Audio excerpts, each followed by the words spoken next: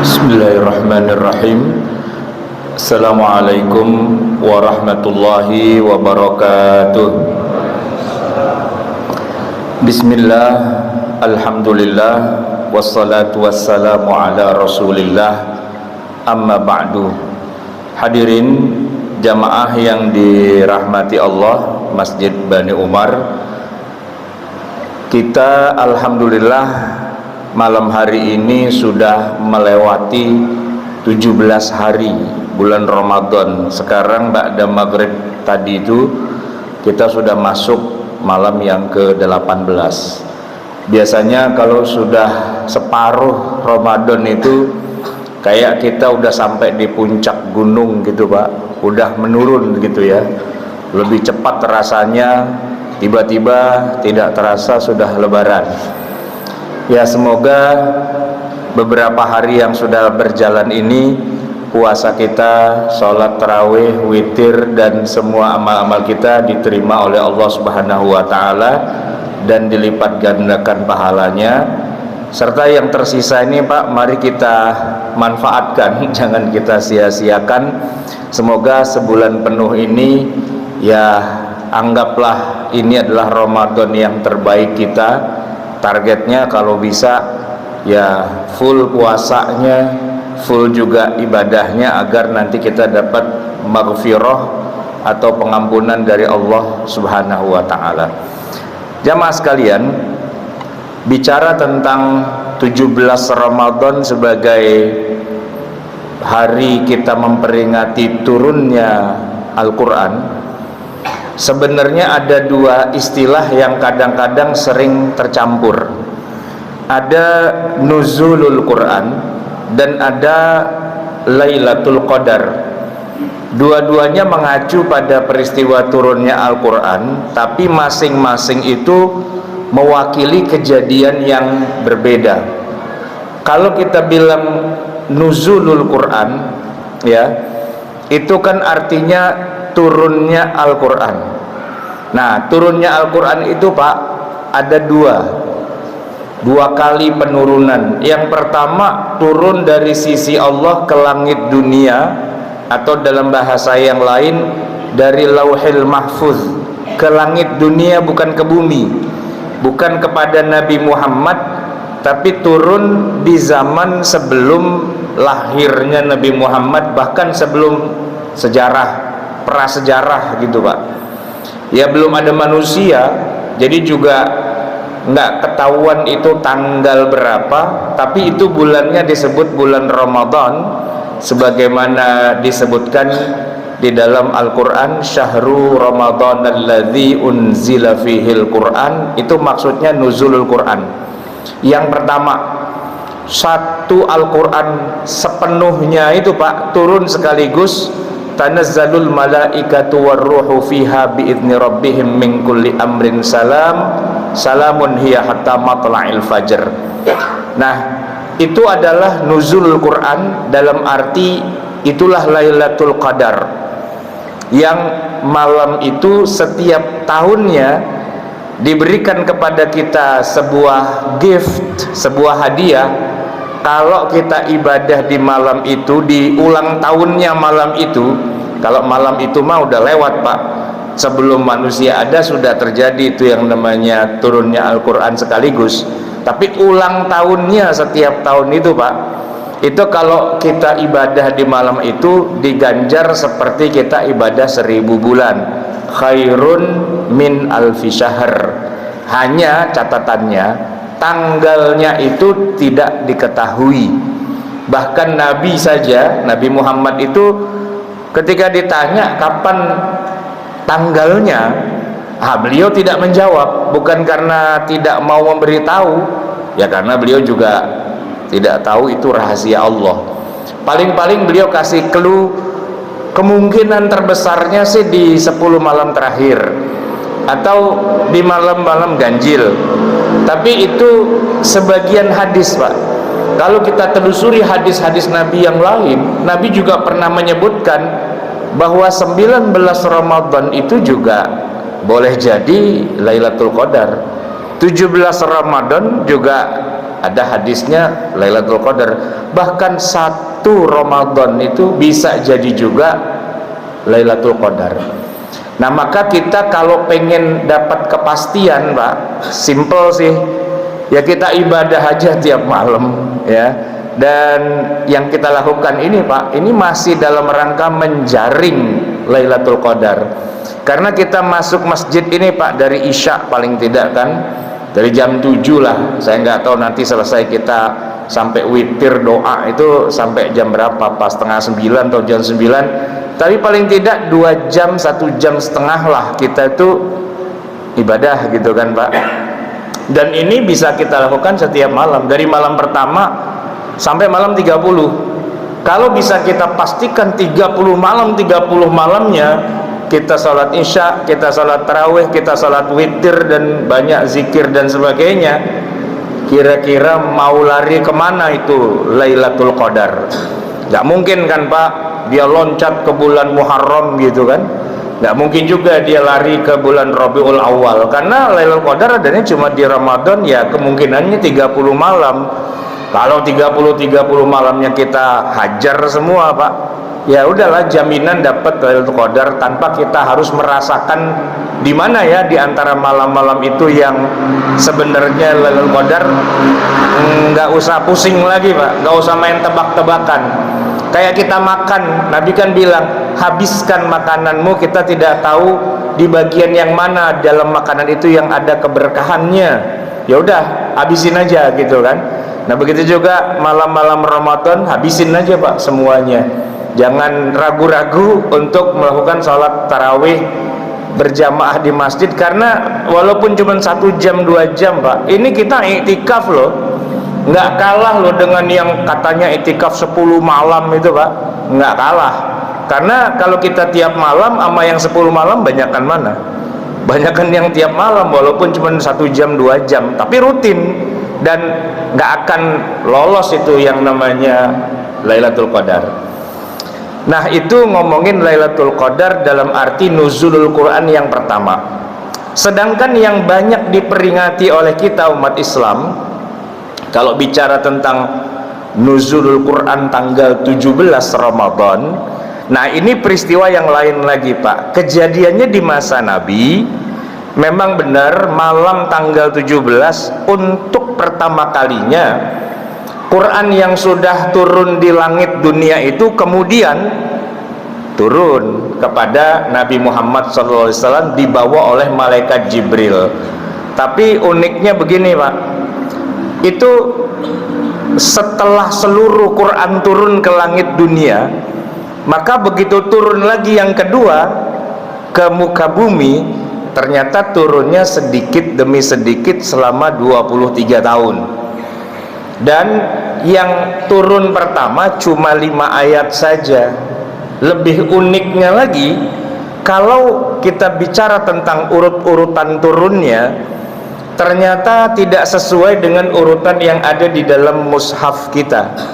Kalau di mushaf itu, Pak, Quran begitu kita buka, surat pertama kan Al-Fatihah, ya, kemudian Al-Baqarah, kemudian Ali Imran, kemudian An-Nisa, Al-Maidah, Al-An'am, Al-A'raf, Al-Anfal, At-Taubah, Yunus, Hud, Yusuf, Ar-Ra'd, Ibrahim, Al-Hijr, An-Nahl, Al-Isra, Al-Kahfi, Maryam, Toha, dan seterusnya. Itu kalau saya bacain terus ntar sampai imsak belum selesai itu, Pak. 114 surat.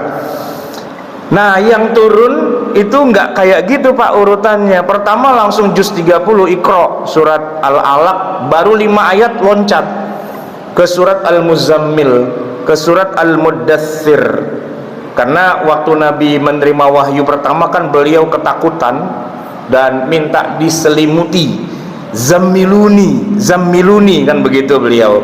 Maka turun ayat yang berikutnya, Allah menyapa Nabi Muhammad dengan panggilan orang yang berselimut. Lalu nanti turun lagi yang ketiga, surat Al-Fatihah. Dan Al-Fatihah ini unik, Pak. Dia turun 2 kali di Mekah, turun lagi 2 kali di Madinah, surat Al-Fatihah.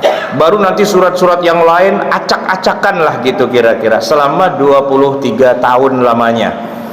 Nah, yang unik, Pak, Al-Quran yang turun dari langit dunia ke muka bumi, yaitu kepada Nabi Muhammad itu tidak seperti Taurat.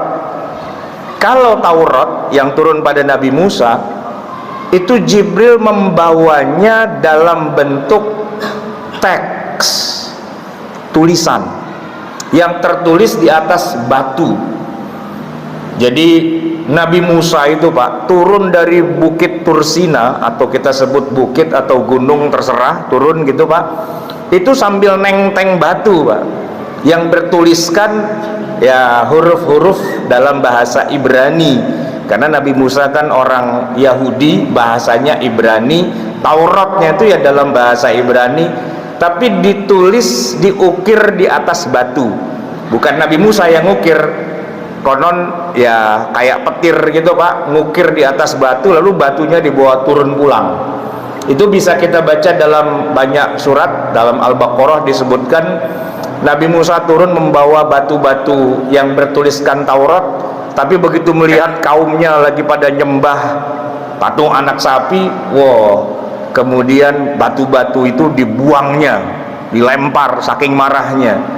Dan ketika sudah reda amarahnya, barulah kemudian batu-batu itu dipegang lagi. Nah, itu Taurat. Sedangkan Jibril ketika turun pada Nabi Muhammad itu tidak membawa teks. Jadi kalau dikatakan di dalam Al-Quran bahwa Al-Quran itu salah satu namanya adalah Al-Kitab, zalikal kitabu la raiba fih, kitab itu tidak ada keraguan di dalamnya. Jangan sekali-kali kita membayangkan Jibril turun bawa mushaf. Enggak, Jibril hanya membacakan. Jadi waktu turun bawa ayat Iqra tuh, Pak, Nabi Muhammad dibacakan Iqra, langsung masuk hati sanubari, dan kemudian beliau mengulangi, dan sudah Jibril pergi. Nanti kapan turun lagi dibacakan, Nabi menghafalnya, Jibril pergi. Nah, tapi yang menarik jamaah sekalian, Rasulullah SAW walaupun pada saat itu disebut beliau adalah Nabiyul Ummi, Nabi yang tidak bisa baca dan tulis, setidaknya di awal beliau punya tim penulis wahyu yang disebut-sebut namanya, misalnya Zaid bin Sabit atau Ubay bin Ka'ab, atau ada juga salah satu yang sudah kita hafal, Utsman bin Affan. Itu adalah para sahabat yang secara khusus Nabi tugaskan untuk menuliskan wahyu.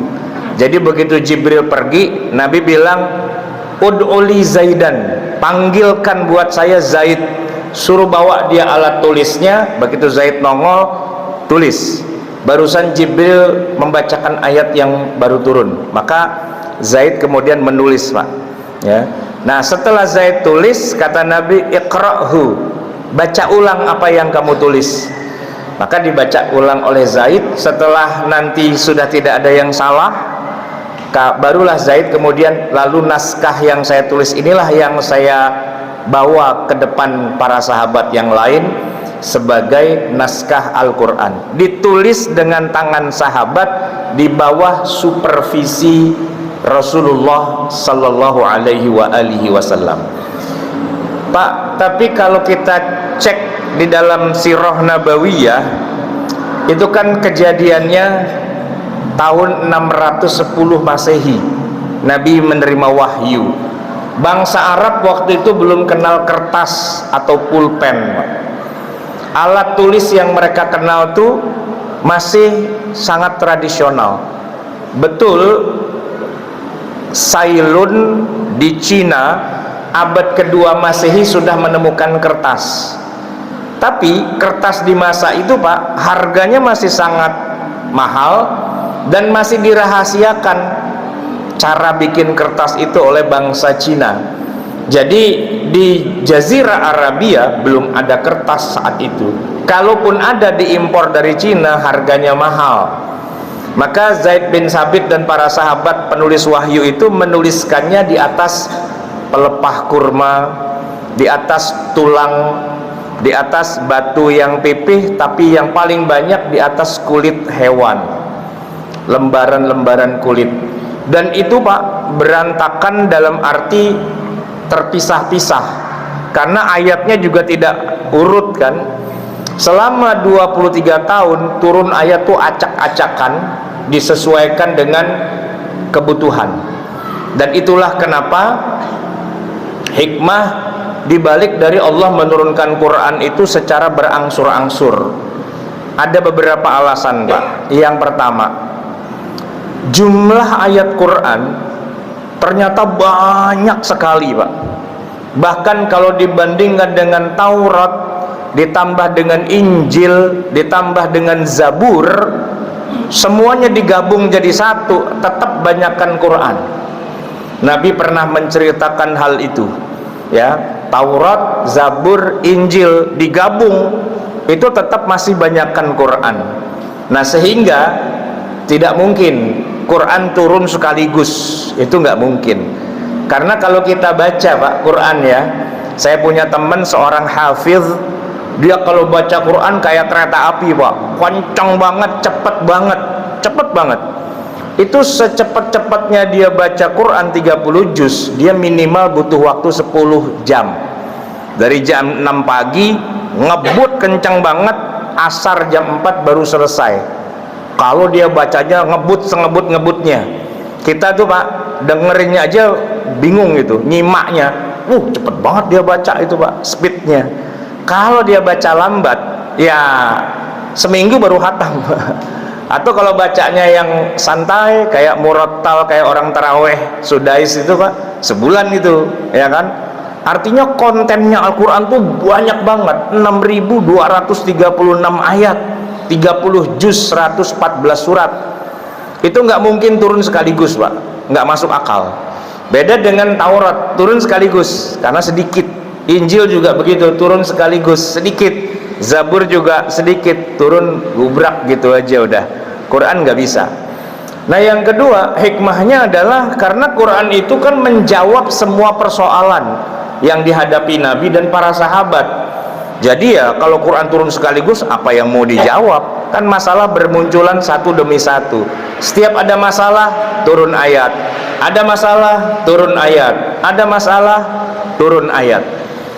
Nah yang ketiga, ini yang paling penting Pak. Ternyata Al-Quran itu sambil dia turun sedikit demi sedikit, itu ada korelasi antara ayat yang turun pertama dengan ayat yang turun berikutnya dan berikutnya dan berikutnya. Saya ambil contoh begini Pak. Ketika Al-Quran mengharamkan khamr Pak, buat orang Arab itu susah dihilangkan. Orang Arab itu kalau sama khamr Pak di zaman itu ya, dia mendingan mati Pak daripada nggak minum khamr itu. Di mana ada khamr di situ ada Arab, di mana ada Arab di situ ada khamr. Nah, menghilangkan khamr di tengah bangsa Arab itu butuh waktu panjang. Quran ketika bicara khamr 4 kali turun ayatnya. Turun pertama di Mekah, gak ngomongin haram, ngomonginnya khamr itu bisa dibikin dari buah kurma, buah anggur. Kamu bisa membuatnya menjadi minuman yang memabukkan dan menjadi sumber rezeki yang baik. Wa min thamaratin nakhili wal a'nabi tattakhiduna minhu sakaran wa rizqan hasana.